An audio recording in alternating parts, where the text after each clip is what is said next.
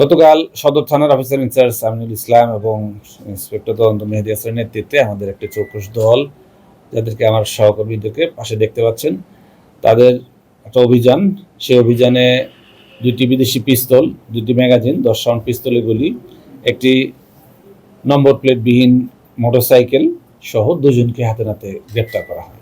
এই 2জন, যাদের নাম আমরা পেয়েছি, একজন সোহেল আর একজন বাবু, তাদেরকে জিজ্ঞাসাবাদে জানা যায় যে বাবু নামে একজন তাদেরকে এই পিস্তল দুটি দিয়েছে। এখন পর্যন্ত তারা এটুকু আমাদের জানায় নাই যে এই বাবু কার কাছ থেকে আনলো বা কার কাছে এই পিস্তল দুটো তারা হ্যান্ড ওভার করতো। কৌশল এড়িয়ে যাচ্ছে, আমাদের ব্যাপক জিজ্ঞাসাবাদের প্রয়োজন আছে।